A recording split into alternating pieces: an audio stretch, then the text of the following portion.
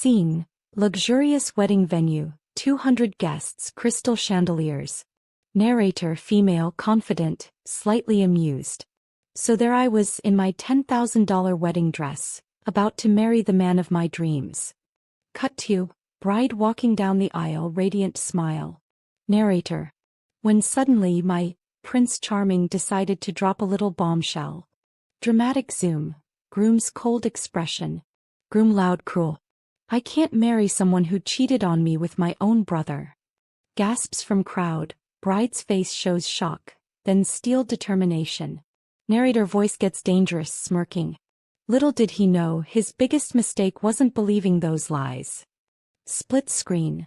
Bride alone versus mysterious man in expensive suit watching from afar. Narrator: it was underestimating who I really am. Final shot. Close-up of bride's eyes, going from hurt to calculating. Text overlay: you have no idea what's coming next. The Grand Celestial Hotel had never looked more magnificent. 200 of the city's elite filled the marble-pillared ballroom, their designer gowns and tailored suits creating a sea of understated wealth beneath the Austrian crystal chandeliers. Every detail screamed perfection, from the white orchid arrangements flown in from Thailand to the string quartet playing Pachelbel's canon in D. This was supposed to be the wedding of the year, uniting two of the city's most prominent families. Elena Martinez stood at the altar in her custom Vera Wang creation, feeling like she was living in a fairy tale. The silk Mikado gown hugged her figure perfectly, its cathedral train spreading behind her like liquid moonlight. Hidden beneath the perfect bride facade was a secret that even Marcus didn't know. Elena wasn't just a successful event planner from a middle-class family. She was Elena Blackwood, sole heiress to the mysterious Blackwood Foundation, a multi-billion-dollar empire that operated from the shadows of international finance. For 3 years she'd maintained this double life, desperate to find someone who would love her for herself rather than her astronomical net worth. When Marcus Sterling, heir to Sterling Tech Empire, had proposed 6 months ago, Elena believed she'd finally found her Prince Charming, a man who seemed to want her for her heart, not her hidden fortune. Marcus stood at the altar in his midnight blue Tom Ford tuxedo, but something was terribly wrong. Instead of the adoring groom Elena expected, his face was cold, almost cruel. His best man, Jason Sterling, Marcus's younger brother, stood beside him with barely concealed smugness, while the maid of honor, Sophia Chin, avoided Elena's confused gaze entirely. "Dearly beloved," began Reverend Mitchell, his voice echoing through the suddenly tense ballroom, "we are gathered here today to witness the union." "Stop."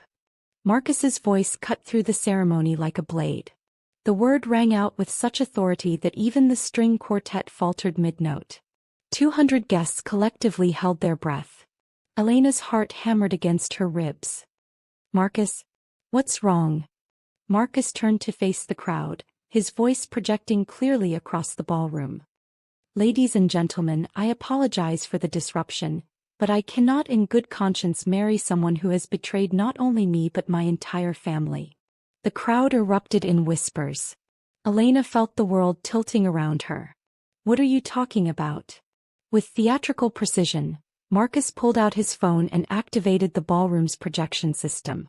Images flooded the screens, doctored photographs showing Elena in intimate situations with Jason. They were masterfully crafted fakes, but in the moment they looked devastatingly real. "These photos were taken 3 nights ago at the Ritz-Carlton," Marcus announced, his voice dripping with false pain. "My own brother and my fiancé, betraying me on the eve of our wedding." Elena stared at the images in horror. "Those aren't real. Marcus, you know me better than this." But Marcus wasn't finished with his performance. "Furthermore, I've discovered that Elena has been lying about her background from the beginning. She's not the successful event planner she claimed to be. She's actually struggling financially and saw our marriage as her ticket to wealth." The gasps from the crowd turned to murmurs of disgust. Elena watched in stunned silence as her supposed friends, socialites who had flattered and befriended her for months, turned on her instantly. "I always thought something was off about her," whispered Mrs. Pemberton, loud enough for half the ballroom to hear. "Gold digger." hissed Catherine Rothschild, shaking her perfectly coiffed head in disapproval. Sophia, Elena's maid of honor and supposed best friend, stepped forward. I'm so sorry, Marcus. I should have told you about the signs I was seeing. Elena's been acting so strangely lately, asking questions about your family's business, your father's connections. Elena felt like she was drowning. Every person she'd trusted, every relationship she'd built, was crumbling in real time. But then something interesting happened. Instead of breaking down, Elena's business training kicked in. The same instincts that had helped her build a secret financial empire while maintaining a cover identity began analyzing the situation. The photos were too perfect, too convenient. Marcus's performance was too rehearsed. And most tellingly, Jason looked nervous rather than guilty, like an actor unsure of his lines.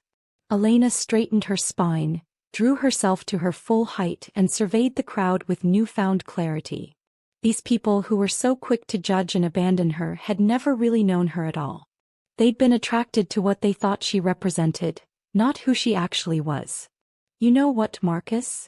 Elena's voice carried across the silent ballroom with crystalline clarity. Thank you. The unexpected response clearly wasn't in Marcus's script. He blinked, momentarily confused. What?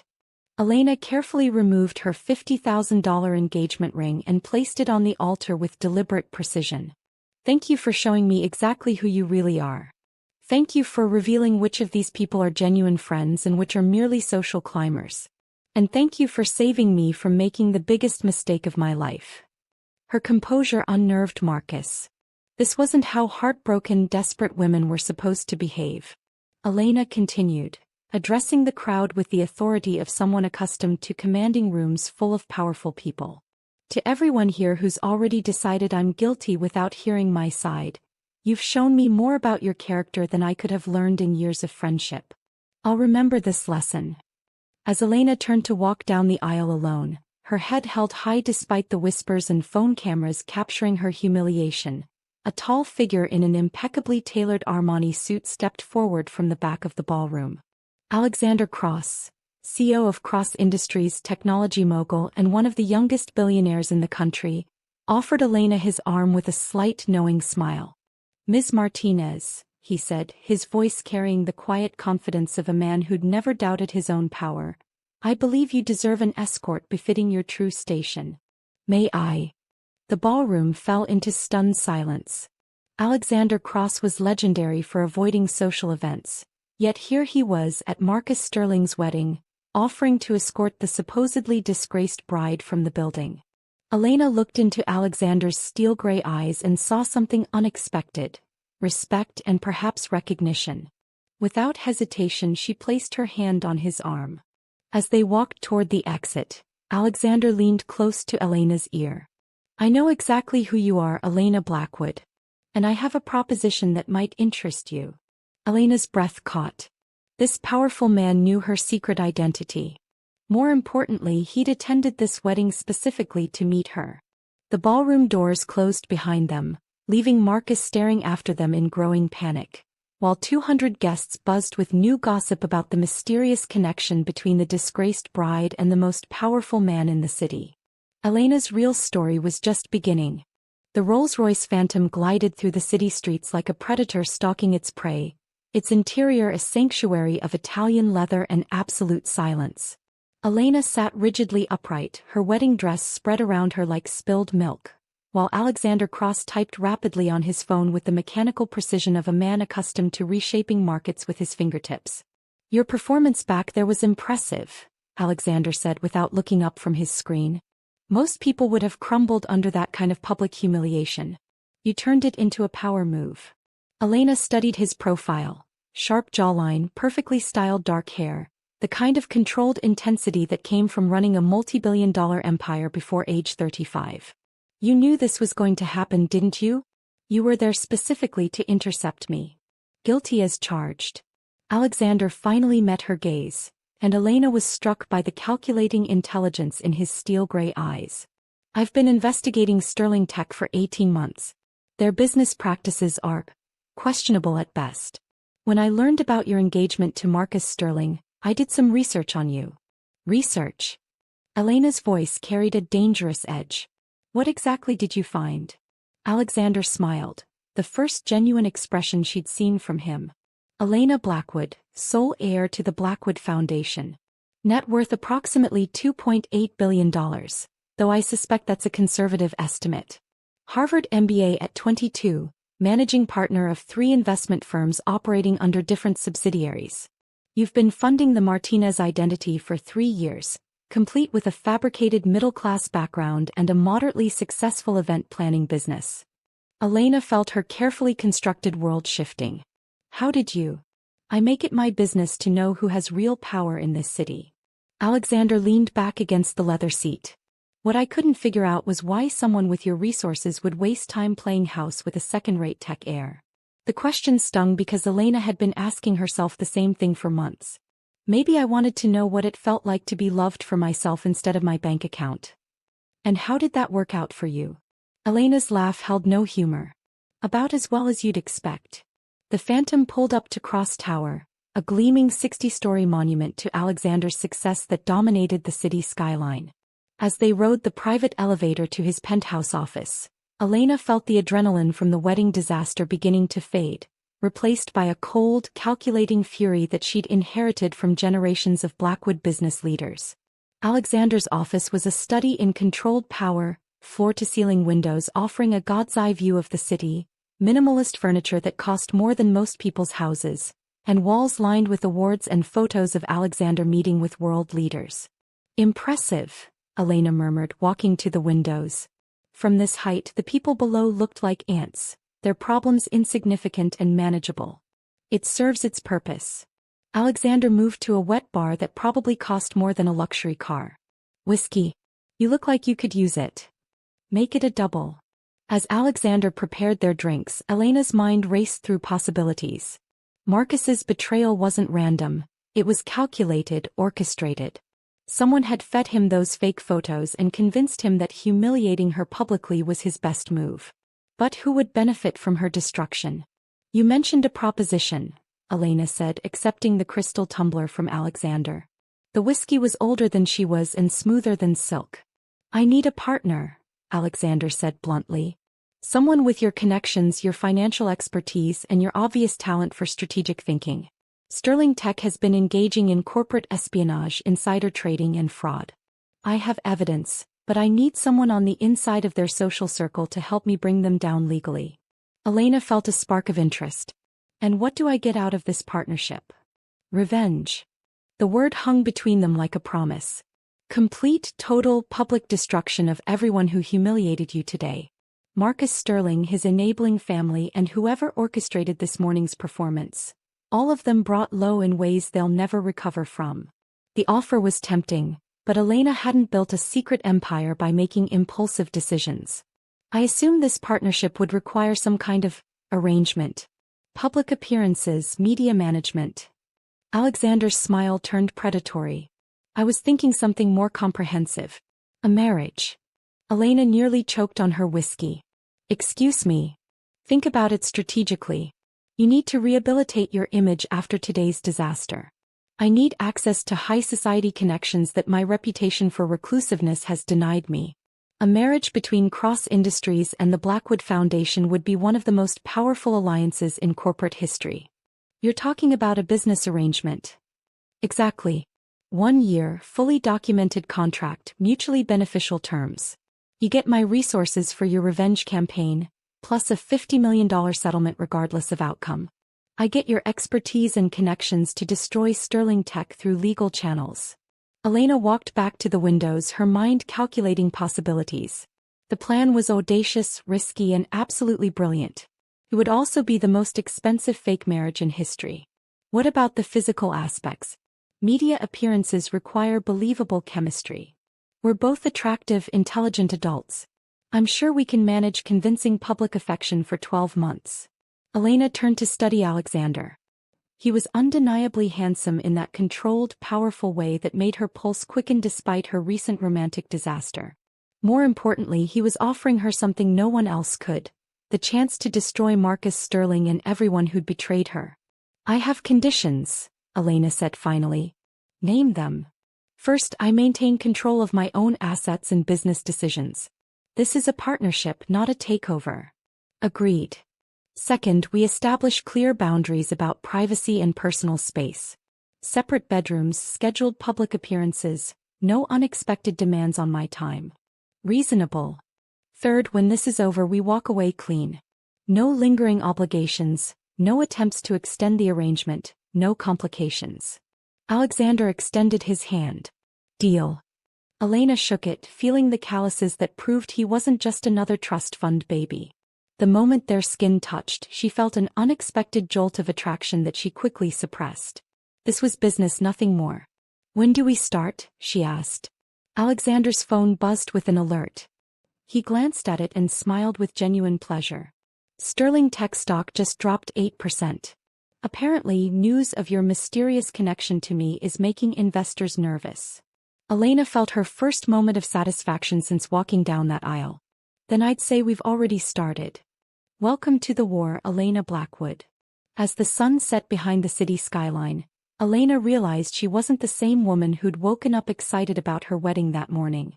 That naive girl who'd believed in fairy tales was gone, replaced by someone harder, smarter, and infinitely more dangerous. Marcus Sterling had just made the worst enemy of his life. The Metropolitan Art Gala represented everything Elena had once found suffocating about high society. Overpriced champagne, pretentious conversations about investments disguised as art appreciation, and the careful choreography of who spoke to whom and for how long. Tonight, however, she moved through the crowd like a shark that had finally tasted blood. 3 days had passed since her wedding disaster, and Elena's transformation was complete. Gone was the eager-to-please woman who'd spent months trying to fit into Marcus's world. In her place stood someone who belonged in these circles by birthright, confident, untouchable, and radiating the kind of power that made people recalculate their social strategies mid-conversation. Her Valentino gown cost more than most people's cars, a deep midnight blue that made her skin luminous and her eyes appear almost violet under the gallery's dramatic lighting.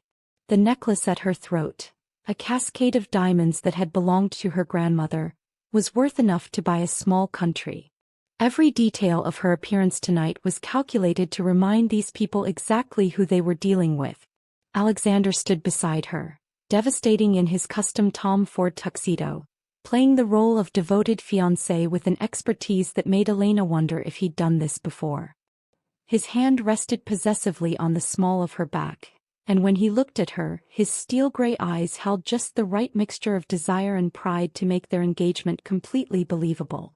There's our target, Alexander murmured as Marcus appeared near the Monet exhibition, looking uncomfortable in a tuxedo that fit perfectly but somehow seemed wrong on him now. Ready for your performance? I've been ready for 3 days. Elena glided across the marble floor with the kind of grace that came from years of deportment lessons and ballet training her grandfather had insisted upon. Conversations quieted as she passed. These people who had witnessed her humiliation now watching nervously to see how the newly revealed Blackwood heiress would handle herself. Marcus saw her coming and straightened, clearly steeling himself for confrontation. His face cycled through emotions. Guilt, defiance, hope, and finally settling on a pathetic attempt at casual confidence. Elena. His voice cracked slightly on her name. You look incredible. Elena's smile could have powered the gallery's lighting system. I'm sorry, do I know you? Oh wait, you're Marcus Sterling, aren't you? I heard about you on the news. Something about publicly humiliating your fiancé? How embarrassing that must be for your family. The nearby socialites, Mrs. Pemberton, Catherine Rothschild, and several others who had whispered about Elena just days ago, suddenly found their champagne glasses fascinating. Elena's response was perfectly calibrated, polite enough to maintain her dignity, devastating enough to make Marcus's face flush red with shame. Elena, please. We need to talk. This whole thing with Cross, you're making a mistake. I know you're angry, but... Angry?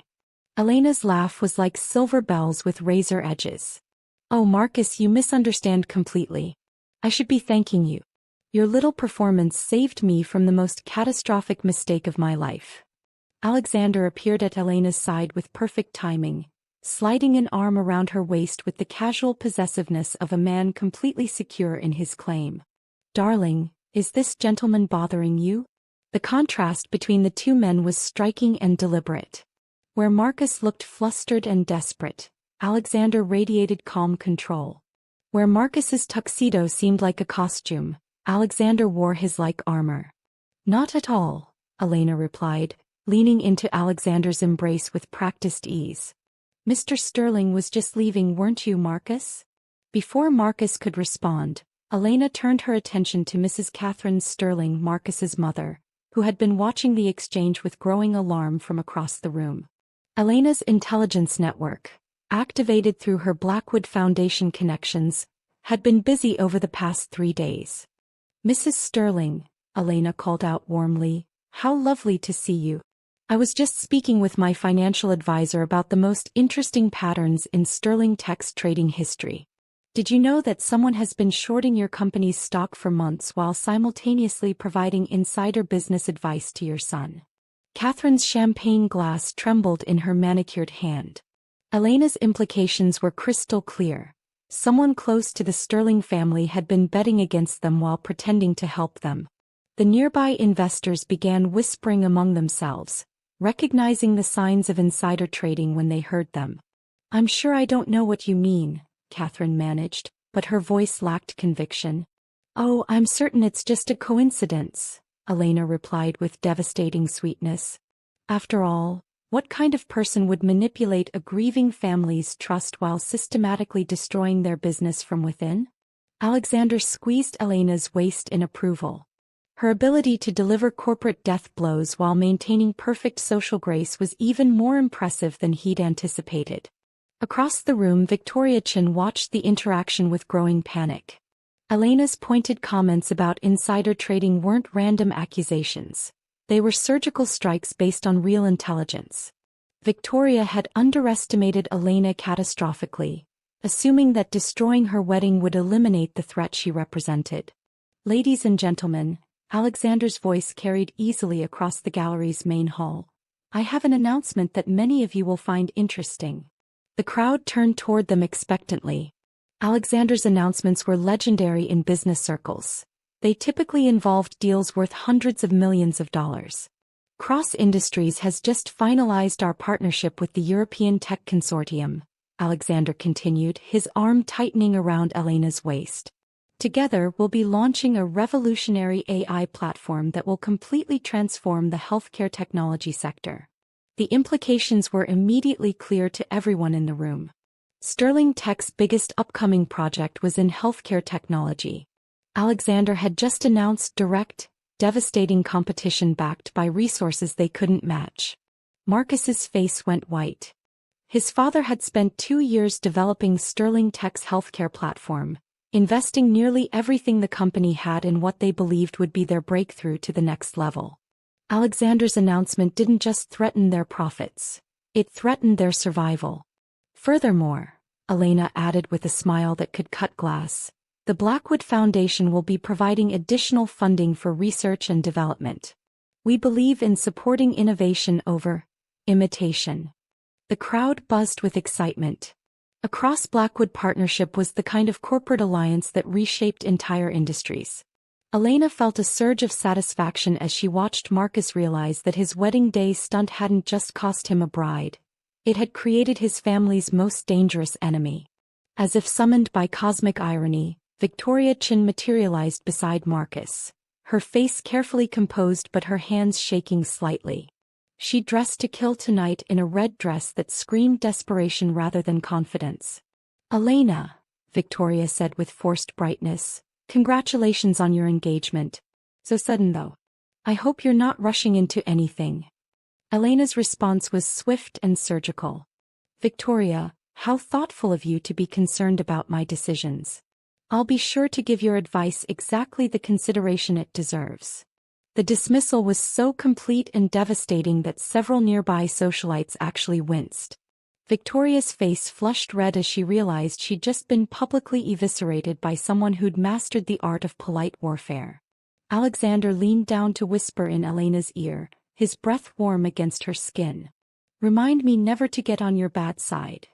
Elena tilted her face up toward his, their chemistry suddenly feeling less performed and more genuine. Too late for that, don't you think? Their kiss was supposed to be for show, a final flourish to cement their public image as a powerful couple. Instead, Elena felt something unexpected, a jolt of real attraction that made her heart race and her carefully maintained composure waver. When they broke apart, the gallery erupted in appreciative murmurs and camera flashes. Elena caught Marcus's expression of absolute devastation and felt her first moment of complete satisfaction since walking down that aisle. The war had officially begun and Elena intended to win it. The penthouse felt different now. What had begun as a carefully negotiated business arrangement was evolving into something neither Elena nor Alexander had anticipated. 3 weeks into their fake engagement, the boundaries they'd established were blurring in ways that made them both uncomfortable and inexplicably drawn to each other. Elena stood in the kitchen at 6 a.m., her yoga mat still spread on the living room floor, preparing her usual green smoothie when Alexander emerged from his home office. His hair was disheveled, his shirt wrinkled, clear signs he'd been working through the night again. "You know," Elena said without looking up from the blender, "most people sleep at night. It's this fascinating concept where you close your eyes and let your brain reset. Sleep is for people who don't have sterling tech trying to steal government contracts through bribery," Alexander replied, but there was amusement in his voice. He'd grown to appreciate Elena's dry humor, especially in the morning when his defenses were down. "Coffee's ready," Elena said, nodding toward the machine. "Ethiopian blend, dark roast, no sugar. The way you like it." Alexander paused, a mug halfway to his lips. "How do you know how I like my coffee?" Elena felt heat creep up her neck. Over the past weeks she'd unconsciously begun learning his preferences. How he took his coffee, which newspapers he read first, the way he unconsciously rubbed his left temple when stressed about his mentor's memory. "I'm observant. It's a business skill." "Right. Business." But Alexander's voice carried a note of something that sounded dangerously like fondness. Their morning routine had become surprisingly natural. Elena's yoga sessions happened in the living room while Alexander took his calls to Asia. His 5 a.m. conference calls no longer irritated her. Instead, she'd started leaving coffee ready for him and he'd begun closing his office door to avoid disturbing her meditation. "We have the Morrison charity auction tonight," Elena reminded him, checking her phone for their schedule. "The Cancer Research Foundation. Very high profile. Every major family in the city will be there. Including the Sterlings? Especially the Sterlings. Marcus's mother is on the board, and they can't afford to miss it without looking guilty of something." Alexander studied Elena's profile as she scrolled through emails. She was wearing yoga pants and an oversized Princeton sweatshirt, her hair in a messy bun, no makeup, completely different from the polished socialite she became for public appearances.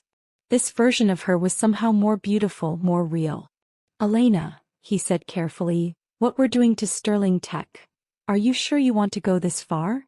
Elena looked up, surprised by the question. "Having second thoughts? About destroying them? Well, about whether you'll be satisfied with revenge when it's over." The question caught Elena off guard. She'd been so focused on the strategic aspects of their campaign that she hadn't considered the emotional aftermath. "What do you mean?" "I spent 8 years planning revenge against the people who destroyed my mentor. When I finally had the power to act, I realized that destroying them wouldn't bring him back. It wouldn't heal the damage they'd done. It would just make me more like them." Elena set down her phone, giving Alexander her full attention. "But you're still helping me destroy Sterling Tech. Because they're actually criminals who deserve to face consequences. But Marcus, he's weak and stupid, not evil. He was manipulated into humiliating you, probably by someone who understood exactly which buttons to push." "You think Victoria Chen orchestrated the whole thing?" "I think Victoria Chen is desperate and dangerous, which makes her unpredictable." Alexander moved closer, his voice becoming more serious. "Elena, if we're going to do this, I need to know you're prepared for all the consequences. Once we expose Sterling Tech's crimes, there's no going back." Elena felt something shift between them. This wasn't their usual strategic planning. Alexander was genuinely concerned about her emotional well-being. When was the last time someone had worried about her heart instead of her bank account? I appreciate the concern, Elena said softly, but I've never been a victim, Alexander. Even that day at the wedding I wasn't really helpless. I was just surprised. Now I'm not surprised anymore. Alexander's phone buzzed with an urgent alert. He glanced at it and his expression darkened. Sterling Tech just announced they're pulling out of the Morrison auction. They're citing scheduling conflicts, but the real reason is they can't afford to be seen at the same event as us. Good, Elena said with satisfaction. Let them hide. It makes them look weak. There's more. Victoria Chin has been asking questions about our marriage contract. She's hired a private investigator. Elena felt a chill of alarm. If Victoria discovered their arrangement was fake, she could destroy both their reputations and their business partnership. How much could she realistically find? Enough to cause problems. Detective Ray Murphy, he's the investigator she hired.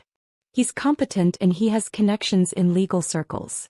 If he gets access to our contract, then we need to be more convincing, Elena said decisively.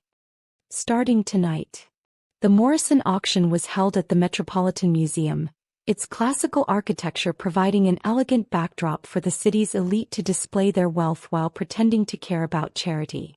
Elena and Alexander arrived fashionably late, allowing their entrance to create maximum impact. Elena had chosen her outfit carefully, a stunning Marchesa gown in deep emerald that complemented her dark hair and made her eyes appear almost luminous. The dress was sophisticated rather than flashy, expensive rather than gaudy. She looked like exactly what she was, old money with impeccable taste. Alexander wore a midnight blue tuxedo that had been tailored specifically for his frame, and when he offered Elena his arm, they looked like the kind of power couple that graced magazine covers and shaped international policy. Remember, Elena murmured as they entered the main hall, we're completely besotted with each other. Can't keep our hands off each other, finishing each other's sentences, the works. That shouldn't be difficult, Alexander replied, and something in his tone made Elena glance at him sharply. The auction was already underway, with various artworks and experiences being bid on by people who considered $100,000 donations to be pocket change. Elena and Alexander found seats at a prominent table, their presence immediately noticed by the society photographers capturing the event. Lot number 15, announced the auctioneer, a private dinner for 8 prepared by Chef Marcus Beaumont, donated by the Beaumont Restaurant Group. We should bid on that, Elena whispered to Alexander, leaning close enough that her breath tickled his ear. I know you love his lamb Wellington. Alexander turned toward her, surprised. How do you know that? Elena realized her mistake. She'd been unconsciously cataloging his preferences for weeks, the way couples did without thinking. You mentioned it once. But Alexander's hand had found hers under the table, his thumb tracing small circles on her palm that made her pulse quicken. Did I? He murmured, his voice low enough that only she could hear. I don't remember telling you that. Elena felt herself getting lost in his steel-gray eyes, the fake intimacy of their arrangement becoming dangerously real. Alexander. 50,000, Alexander called out, raising their paddle while maintaining eye contact with Elena. 65, came a voice from across the room. Elena turned to see Marcus Sterling, looking determined but slightly desperate. He was bidding against them, probably trying to prove he wasn't intimidated.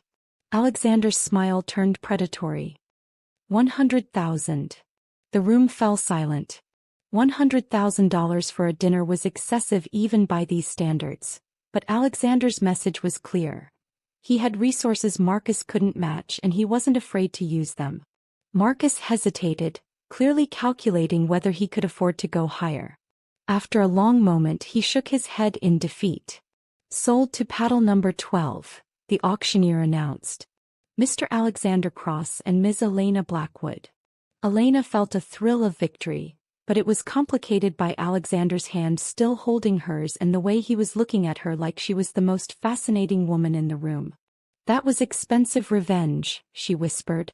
Worth every penny, Alexander replied, bringing her hand to his lips and pressing a soft kiss to her knuckles. The gesture was supposed to be for show, but Elena felt it all the way to her toes. Across the room, Victoria Chin watched them with narrowed eyes, her phone already out, probably texting Detective Murphy with updates. Elena realized that their fake relationship was about to face its biggest test yet. The penthouse felt different now. What had begun as a carefully negotiated business arrangement was evolving into something neither Elena nor Alexander had anticipated.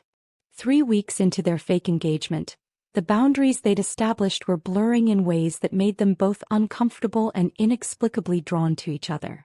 Elena stood in the kitchen at 6 a.m., her yoga mat still spread on the living room floor, preparing her usual green smoothie when Alexander emerged from his home office. His hair was disheveled, his shirt wrinkled, clear signs he'd been working through the night again. "You know," Elena said without looking up from the blender, "most people sleep at night. It's this fascinating concept where you close your eyes and let your brain reset. Sleep is for people who don't have sterling tech trying to steal government contracts through bribery," Alexander replied, but there was amusement in his voice. He'd grown to appreciate Elena's dry humor, especially in the morning when his defenses were down. "Coffee's ready," Elena said, nodding toward the machine. "Ethiopian blend, dark roast, no sugar. The way you like it." Alexander paused, a mug halfway to his lips. "How do you know how I like my coffee?" Elena felt heat creep up her neck. Over the past weeks she'd unconsciously begun learning his preferences. How he took his coffee, which newspapers he read first, the way he unconsciously rubbed his left temple when stressed about his mentor's memory. "I'm observant. It's a business skill." "Right. Business." But Alexander's voice carried a note of something that sounded dangerously like fondness. Their morning routine had become surprisingly natural. Elena's yoga sessions happened in the living room while Alexander took his calls to Asia. His 5 a.m. conference calls no longer irritated her. Instead, she'd started leaving coffee ready for him and he'd begun closing his office door to avoid disturbing her meditation. "We have the Morrison charity auction tonight," Elena reminded him, checking her phone for their schedule. "The Cancer Research Foundation. Very high profile. Every major family in the city will be there." "Including the Sterlings?" "Especially the Sterlings. Marcus's mother is on the board, and they can't afford to miss it without looking guilty of something." Alexander studied Elena's profile as she scrolled through emails. She was wearing yoga pants and an oversized Princeton sweatshirt, her hair in a messy bun, no makeup, completely different from the polished socialite she became for public appearances. This version of her was somehow more beautiful, more real. "Elena," he said carefully, "what we're doing to Sterling Tech. Are you sure you want to go this far?" Elena looked up, surprised by the question. "Having second thoughts? About destroying them? No. About whether you'll be satisfied with revenge when it's over." The question caught Elena off guard. She'd been so focused on the strategic aspects of their campaign that she hadn't considered the emotional aftermath. "What do you mean?" "I spent 8 years planning revenge against the people who destroyed my mentor. When I finally had the power to act, I realized that destroying them wouldn't bring him back. It wouldn't heal the damage they'd done. It would just make me more like them." Elena set down her phone, giving Alexander her full attention. "But you're still helping me destroy Sterling Tech. Because they're actually criminals who deserve to face consequences. But Marcus, he's weak and stupid, not evil. He was manipulated into humiliating you, probably by someone who understood exactly which buttons to push." "You think Victoria Chin orchestrated the whole thing?" "I think Victoria Chin is desperate and dangerous, which makes her unpredictable." Alexander moved closer, his voice becoming more serious. "Elena, if we're going to do this, I need to know you're prepared for all the consequences. Once we expose Sterling Tech's crimes, there's no going back." Elena felt something shift between them. This wasn't their usual strategic planning. Alexander was genuinely concerned about her emotional well-being. When was the last time someone had worried about her heart instead of her bank account? "I appreciate the concern," Elena said softly, "but I've never been a victim, Alexander. Even that day at the wedding I wasn't really helpless. I was just surprised. Now I'm not surprised anymore. Alexander's phone buzzed with an urgent alert. He glanced at it and his expression darkened. Sterling Tech just announced they're pulling out of the Morrison auction. They're citing scheduling conflicts, but the real reason is they can't afford to be seen at the same event as us. Good, Elena said with satisfaction. Let them hide. It makes them look weak. There's more. Victoria Chin has been asking questions about our marriage contract. She's hired a private investigator. Elena felt a chill of alarm. If Victoria discovered their arrangement was fake, she could destroy both their reputations and their business partnership. How much could she realistically find? Enough to cause problems. Detective Ray Murphy, he's the investigator she hired. He's competent and he has connections in legal circles. If he gets access to our contract, then we need to be more convincing, Elena said decisively. Starting tonight. That evening, Elena stood before her walk-in closet, which Alexander had insisted be stocked with designer gowns for their public appearances. Tonight required something special, sophisticated enough for the Morrison charity auction, stunning enough to make Marcus regret every decision he'd ever made, and elegant enough to convince any watching investigators that she and Alexander were genuinely in love. She selected a deep emerald Marchesa gown with intricate beadwork that caught the light like captured starlight. The dress was a masterpiece of engineering, simultaneously modest and devastating, expensive without being gaudy. When she emerged from her room, Alexander was waiting in the living room, adjusting his cufflinks. He looked up and went completely still. Will this work? Elena asked, doing a slow turn to show the dress's dramatic back detail. Alexander's response caught in his throat. Elena looked like every man's fantasy. Powerful, beautiful, completely untouchable yet somehow accessible only to him. You look incredible. Thank you. You clean up pretty well yourself. Elena straightened Alexander's bow tie, her fingers lingering longer than necessary against the silk. Ready to convince the world we're madly in love? Elena, Alexander said quietly, catching her hands in his. About tonight. Victoria Chin will be watching everything. Every touch, every look, every word. We need to be completely convincing. I understand. Do you? Alexander's gray eyes searched her face. Because convincing means crossing some of the boundaries we established. It means acting like we can't keep our hands off each other. It means looking at me like I'm the only man in the room. Elena felt her pulse quicken. And you? Can you look at me like I'm the only woman who matters? Instead of answering, Alexander cupped her face in his hands and kissed her softly, thoroughly, with the kind of reverent attention that made her knees weak. When they broke apart, both were breathing harder. Like that? He whispered against her lips. Elena nodded, not trusting her voice. Whatever was happening between them was moving far beyond their business arrangement, and they both knew it. Let's go make Marcus Sterling's life a living hell, Alexander said, offering her his arm. As they walked toward the elevator, Elena caught their reflection in the hallway mirror. They looked like they belonged together. Powerful, beautiful, completely matched. For the first time since agreeing to this arrangement, Elena wondered if 12 months would be enough. The real question was, enough for revenge or enough to figure out what was happening between them? Either way, tonight would change everything. The Morrison charity auction was held at the Metropolitan Museum, its marble columns and soaring ceilings providing the perfect backdrop for New York's elite to display their wealth while pretending to care about cancer research. Elena and Alexander arrived precisely 20 minutes late, fashionable enough to make an entrance, calculated enough to ensure maximum impact. Elena had chosen her emerald Marchesa gown with surgical precision. The dress hugged her curves before flowing into an elegant train, its intricate beadwork catching the museum's dramatic lighting like captured starlight. She looked like royalty, which wasn't far from the truth given her Blackwood heritage. Alexander wore a midnight blue Tom Ford tuxedo that had been tailored specifically for his broad shoulders and lean frame. When he offered Elena his arm, they looked like the kind of power couple that graced magazine covers and shaped international policy with their breakfast conversations. Remember, Elena murmured as they entered the main hall. We're completely besotted with each other. Can't keep our hands off each other, finishing each other's sentences the whole performance. That shouldn't be difficult, Alexander replied, and something in his tone made Elena's pulse quicken.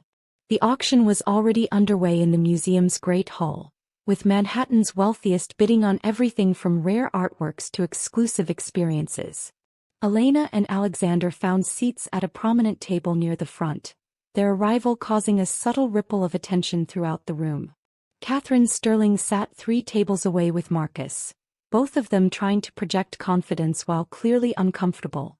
Marcus kept glancing toward Elena, his expression cycling through regret, anger, and something that looked suspiciously like longing. He's staring again, Alexander observed, his hand finding Elena's and threading their fingers together with practiced intimacy. Let him stare, Elena replied, leaning closer to Alexander so her hair brushed his shoulder. He had his chance to appreciate what he had. Lot number 15, announced the auctioneer, a distinguished man in his 60s who commanded the room with theatrical flair. A private 8-course dinner for 6 prepared by chef Marcus Beaumont at his Michelin 3-star restaurant, including wine pairings selected from his private collection. Elena's eyes lit up with genuine interest. We should bid on that. I know how much you love exceptional food. Alexander turned toward her, surprised. How do you know that? Elena realized her slip. She'd been unconsciously cataloging his preferences for weeks, the way couples did without thinking. She'd noticed how he savored good wine, how he actually smiled when discussing the molecular gastronomy restaurant they'd visited for a business dinner, how he'd mentioned wanting to try Beaumont's legendary tasting menu. You mentioned it, she said softly, but they both knew that wasn't entirely true. Alexander's thumb traced small circles on her palm under the table, sending unexpected shivers up her arm. Did I? He murmured, his voice low enough that only she could hear. I don't remember telling you that. Opening bid is 25,000, the auctioneer announced. 30,000, called a voice from the back. 40,000, Alexander said, raising their paddle while maintaining eye contact with Elena. The intensity in his gaze made her forget they were performing for an audience. 50,000, came a familiar voice from across the room. Elena turned to see Marcus Sterling, looking determined but slightly desperate. He was bidding against them, probably trying to prove he wasn't intimidated by their presence. The challenge snapped Alexander's attention away from Elena and toward his target. His smile turned predatory. 75,000. A murmur ran through the crowd. 75,000 for a dinner was excessive even by their standards, but Alexander's message was clear. He had resources Marcus couldn't match and he wasn't afraid to use them publicly. Marcus hesitated, clearly calculating whether he could afford to go higher without looking foolish. His mother Catherine placed a restraining hand on his arm, probably doing the math on their recent financial losses. 100,000, Alexander announced casually as if he were ordering coffee. The room fell completely silent. Even the auctioneer paused, his professional composure slipping slightly. $100,000 for a dinner was beyond excessive. It was a public display of power that bordered on aggression. Marcus's face went white, then red with humiliation. After a long moment he shook his head in defeat, sinking back into his chair while his mother whispered urgently in his ear. Sold to paddle number 12, the auctioneer announced with barely concealed excitement. Mr. Alexander Cross and Ms. Elena Blackwood. Elena felt a thrill of victory, but it was complicated by the way Alexander's hand was still holding hers and how he was looking at her like she was the most fascinating woman in the room. That was expensive revenge, she whispered. Worth every penny to see his face, Alexander replied, bringing her hand to his lips and pressing a soft kiss to her knuckles. The gesture was supposed to be for show, but Elena felt it all the way to her toes. From across the room Victoria Chin watched them with narrowed eyes, her phone already out, probably texting updates to Detective Murphy. Victoria had arrived alone, stunning in a red dress that screamed desperation rather than confidence. She'd been trying all evening to catch Marcus's attention, but he remained fixated on Elena.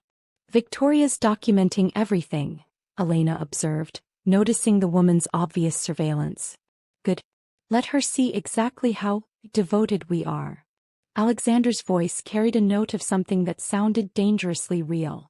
As if sensing their attention, Victoria approached their table during the intermission, her smile sharp enough to cut glass. Elena, Alexander, she said with false warmth. What a lovely surprise to see you here together. So romantic, the way you can't seem to keep your hands off each other. Elena smiled serenely. When you find your perfect match, why would you want to? Indeed, Victoria continued, her eyes calculating. Though I have to say your whirlwind romance has surprised everyone. 3 weeks from wedding disaster to engaged to a billionaire. It's almost like a fairy tale. Or perhaps something more calculated. The accusation hung in the air like poison. Elena felt Alexander tense beside her, his protective instincts flaring. Victoria, Alexander said with deadly quiet, are you suggesting something specific or are you just fishing for gossip? Oh, I'm just observing, Victoria replied innocently. After all, Elena has proven herself quite adaptable when it comes to wealthy men. Elena's temper flared, but before she could respond, Alexander stood with fluid grace that spoke of barely controlled violence. I think, Alexander said with a smile that could freeze blood, you should return to your table before security escorts you there. Victoria's confidence wavered as she realized she'd pushed too far. Alexander Cross wasn't Marcus Sterling. He couldn't be manipulated or intimidated. She retreated with as much dignity as she could muster, but the damage was done. She's going to be a problem, Elena said quietly. Let her try, Alexander replied, his arms sliding around Elena's waist with possessive protectiveness. She has no idea what she's up against. As the auction resumed, Elena leaned into Alexander's embrace, their chemistry feeling less performed and more genuine with each passing moment.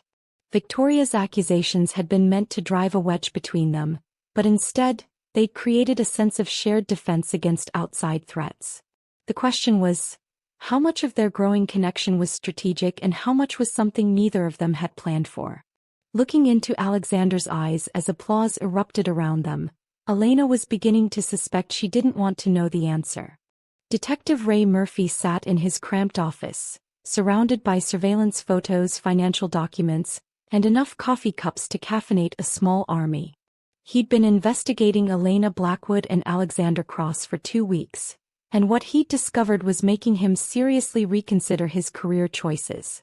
Victoria Chin had hired him to prove their marriage was fake, expecting simple evidence of a business arrangement. Instead, Murphy had uncovered something far more valuable, and far more dangerous. This is either the most elaborate con in corporate history, Murphy muttered to himself, staring at his computer screen, or I'm about to become a very rich man. His phone buzzed. Victoria Chin, right on schedule. Murphy, tell me you have something. My patience is running thin. Oh, I have something all right, Murphy said, leaning back in his chair. But it's going to cost you more than we discussed. What do you mean? I mean, I've discovered information that could destroy both Cross Industries and the Blackwood Foundation. Information worth a lot more than your original $50,000. There was silence on the other end. Murphy could practically hear Victoria's mind racing. Meanwhile, across the city in Alexander's penthouse, Elena was experiencing her own revelation. She'd woken up at 3 a.m. to find Alexander's side of the couch empty. He'd been sleeping there since their return from the auction, claiming his bedroom was too far from his office for late-night calls. But Elena suspected the real reason was the growing tension between them that made sharing space increasingly dangerous to their carefully maintained boundaries. She found him in his study, still in his tuxedo pants and white dress shirt from the auction, sleeves rolled up, tie discarded. He was staring at multiple computer screens displaying financial data that probably determined the fate of entire companies. Can't sleep? Elena asked softly, not wanting to startle him. Alexander looked up, his gray eyes tired but alert. Sterling Tech released their quarterly report an hour ago. They're in worse shape than we thought. Elena moved closer, studying the numbers over his shoulder. Her proximity filled the space with the subtle scent of her perfume, making Alexander's concentration waver. Their healthcare division is hemorrhaging money. The government contract delays are killing them. There's more, Alexander said, pulling up another screen. I have evidence that Victoria Chen has been embezzling from Sterling Tech for at least 8 months. She's been funneling money through offshore accounts while simultaneously shorting their stock. Elena frowned. That's incredibly stupid. Why steal from a company you're trying to control? Because she never intended to stay. Victoria's been planning her exit strategy from the beginning. She wanted to destroy Sterling Tech, steal everything she could, and disappear with Marcus as her unwitting accomplice. But our interference ruined her timeline, Elena realized. She had to accelerate her plans, which made her sloppy. Alexander nodded. And desperate. Which brings us to our current problem. He turned to face Elena fully. Detective Murphy isn't just investigating our marriage contract anymore. He's discovered Victoria's embezzlement, and he's trying to auction the information to the highest bidder. Elena felt a chill of alarm. How much does he know about us? Everything. Our contract, the business arrangement, the fake engagement, all of it. So what do we do? Alexander's smile was sharp and dangerous. We beat him at his own game. The next morning, Murphy received an unexpected visitor. Alexander Cross walked into his shabby office like he owned the building, which Murphy realized with growing unease he probably did. Mr. Murphy, Alexander said pleasantly, settling into the chair across from Murphy's desk without invitation. I understand you have some information for sale. Murphy's hand moved instinctively toward the gun in his desk drawer, but Alexander's calm confidence made him hesitate. Mr. Cross. I didn't expect to see you here personally. I make it a point to handle delicate negotiations myself, Alexander replied. Now let's discuss your price. 5 million, Murphy said, testing the waters. Done. Murphy blinked. He'd expected negotiation, threats, maybe an attempt at intimidation. He hadn't expected immediate capitulation. What? $5 million for all your evidence regarding myself and Ms. Blackwood. I assume you've made copies. Of course, but... Excellent. Here's my counteroffer. Alexander leaned forward slightly. $10 million. Murphy's brain struggled to process this turn of events. 10 million for what? For you to disappear. Permanently. The temperature in the room seemed to drop 10 degrees. Murphy suddenly understood why Alexander Cross was feared as much as he was respected in business circles. You can take Victoria Chen's 5 million and try to blackmail me, Alexander continued conversationally, or you can take my 10 million and retire to a country without extradition treaties. Your choice, but you need to decide in the next 60 seconds. Murphy's survival instincts finally kicked in. The 10 million. Definitely the 10 million. Smart man. Within hours, Detective Ray Murphy had vanished from New York City, leaving behind a confused Victoria Chen and a very satisfied Alexander Cross. That evening, Elena found Alexander in the kitchen, actually cooking for the first time since she'd moved in. The sight was so domestic, so unexpectedly normal, that it made her chest tight with an emotion she didn't want to name. Celebrating, she asked, watching him expertly flip what appeared to be professional quality pasta. Murphy took the money and ran. Victoria Chen is now facing her crimes without any leverage against us. Elena felt relief flood through her. So we're safe. From that particular threat, yes. Alexander plated the pasta with practiced ease. But Elena, there's something else we need to discuss. The serious tone in his voice made Elena's stomach clench. What? Our arrangement is working too well. The media believes we're genuinely in love, our business ventures are successful beyond our projections, and Sterling Tech is on the verge of collapse. Alexander set down his fork and looked directly at her. We could end this now. Victoria's schemes are unraveling, Marcus is disgraced, and your reputation is completely rehabilitated. Elena stared at him, trying to read his expression. Are you saying you want to end our contract early? I'm saying we should discuss what we both want going forward. The question hung between them like a challenge.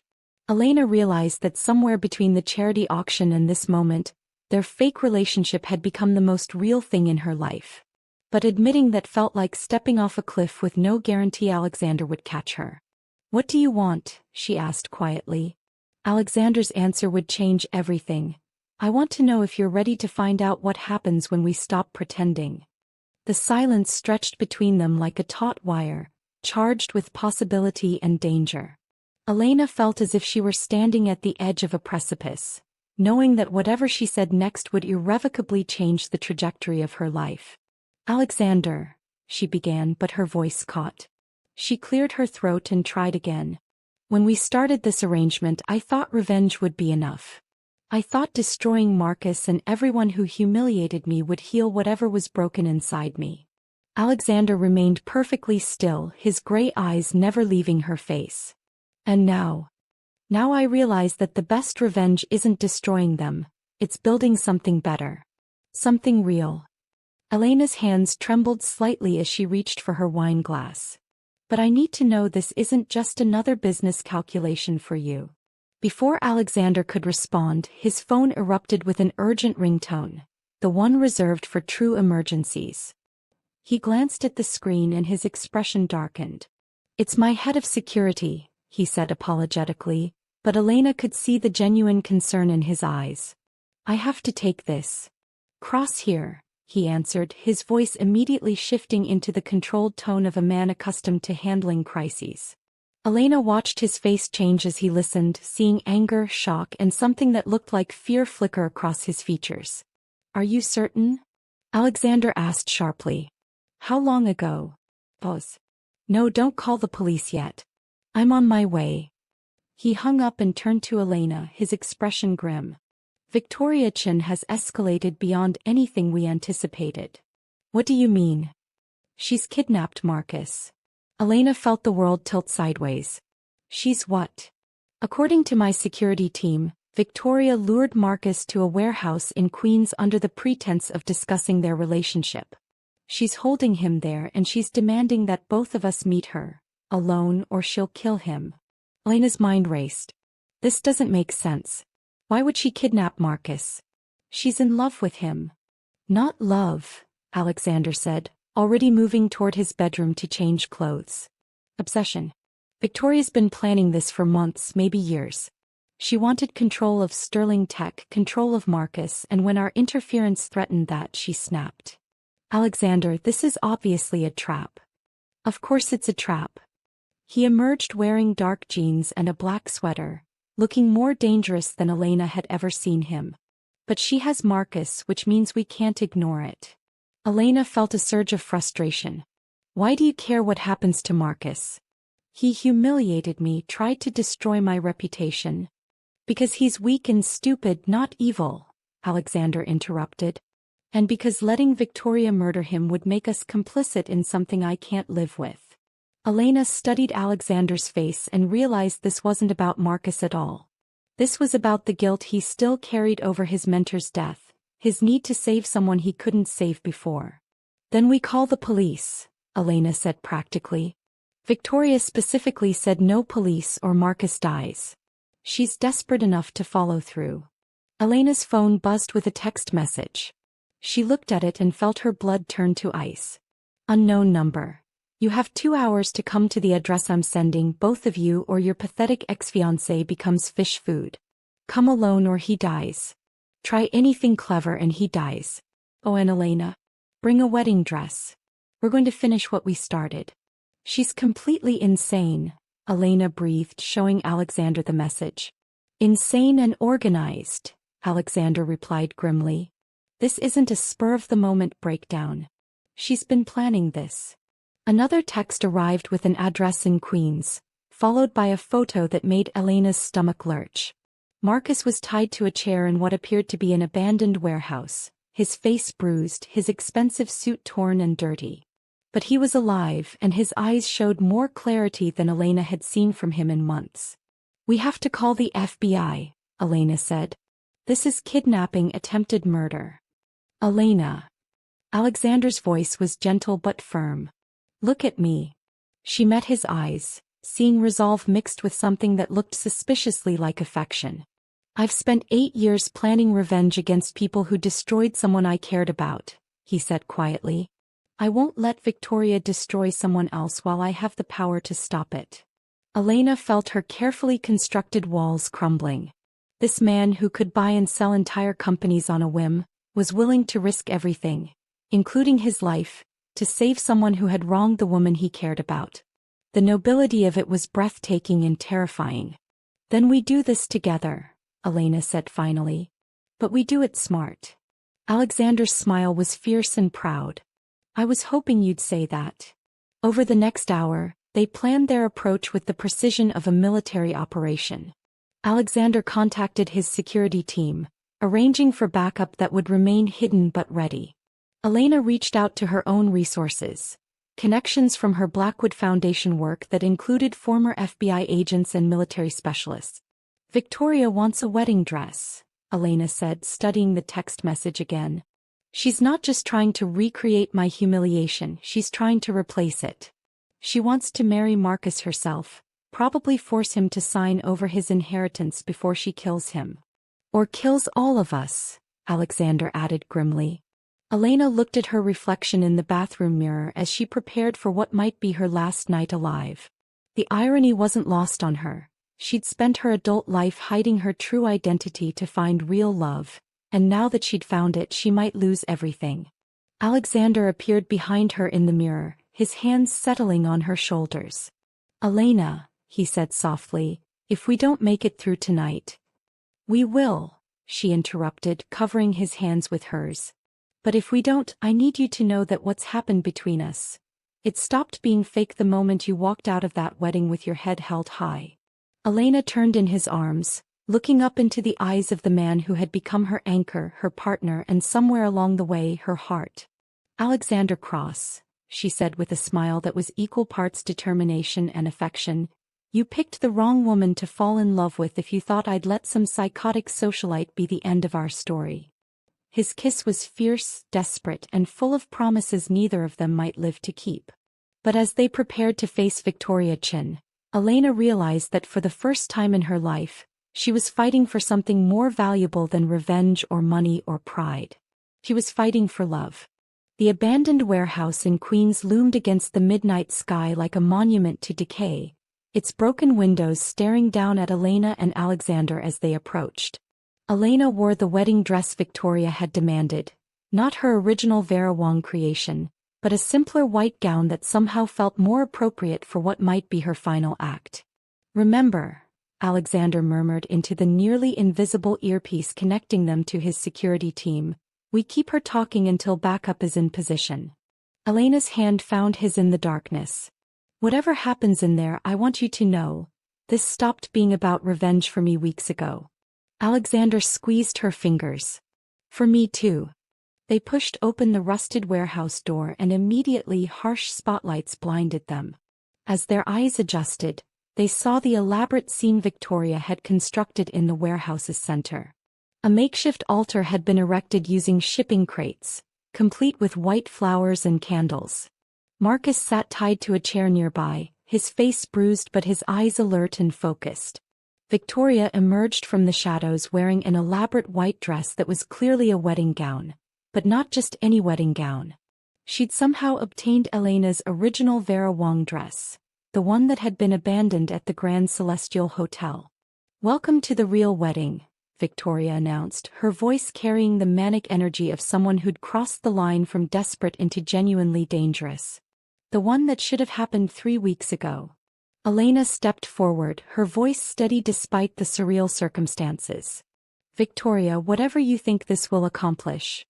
"Shut up," Victoria screamed, producing a gun from the folds of the dress. "You don't get to talk anymore. You've done enough talking, enough manipulating, enough stealing what belongs to me." "Victoria," Marcus spoke for the first time, his voice hoarse but determined, "Elena never stole anything from you. I was never yours to lose." Victoria's face contorted with rage. "You were supposed to love me. I planned everything perfectly, got close to your family, helped your business, eliminated the competition.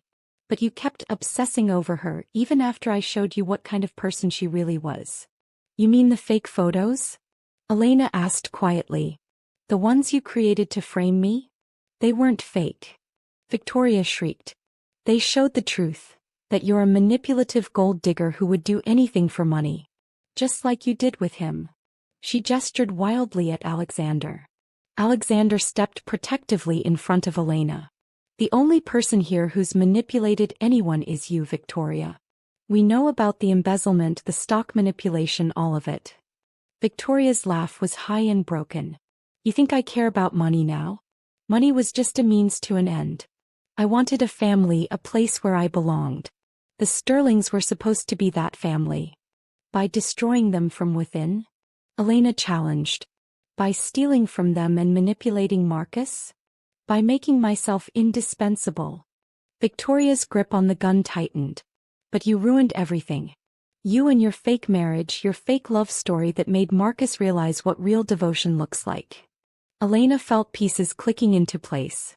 You've been watching us. You saw that our relationship became real. I saw him protecting you at the auction, Victoria said bitterly. I saw the way he looked at you like you were the only person in the room. I saw what I was never going to have with Marcus. Marcus struggled against his restraints. Victoria, I tried to care for you the way you wanted. But love isn't something you can force or manipulate into existence. It is if you eliminate all other options, Victoria replied, raising the gun toward Elena. Starting with her. Wait, Alexander said urgently. If you kill Elena, you'll never get what you really want. Victoria paused, curiosity overriding her rage for a moment. What do you mean? You want Marcus to love you genuinely, not because he has no other choice. Forcing him at gunpoint won't create the relationship you're dreaming of. But Victoria gestured at Elena.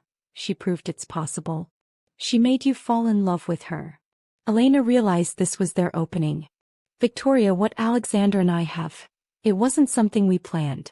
It happened because we saw each other clearly, flaws and all, and chose to build something together. You can have that, Alexander added carefully. But not through force. Not through manipulation. Victoria's expression wavered between hope and despair. But how? How do you make someone love you if you're not enough? For a moment, Elena saw through Victoria's madness to the broken woman beneath. Someone so desperate for love and belonging that she'd convinced herself violence was the answer. You start by loving yourself enough to know you deserve better than someone who has to be forced to care about you, Elena said gently. Victoria's gun hand began to shake. But I've done terrible things. I hurt people. I hurt Marcus. You can still make different choices, Marcus said quietly. Starting now. For a heartbeat, Elena thought they might actually reach her. Victoria's face crumpled and the gun wavered. Then her expression hardened again. No. It's too late for that. If I can't have love, at least I can have revenge. She swung the gun back toward Elena just as Alexander lunged forward. The shot echoed through the warehouse like thunder. Elena screamed as Alexander crumpled to the ground, blood spreading across his black sweater. Without thinking, she dropped to her knees beside him, pressing her hands against the wound in his shoulder. Alexander. Stay with me. Elena, he gasped, his face pale but his eyes still fierce. The earpiece. Tell them now. Elena had forgotten about their backup. We need help. Now, she shouted into the device. Within seconds, the warehouse filled with tactical lights and armed figures. Victoria, realizing her plan had failed completely, pointed the gun at her own head. Victoria, don't, Marcus pleaded, even after everything she'd done. Please. But Victoria Chin had spent months planning for this moment, and she wasn't going to let anyone take control of her ending. Tell them, she said to Elena, her voice suddenly calm. Tell them that some people are born to love and others are born to destroy. I know which one I am.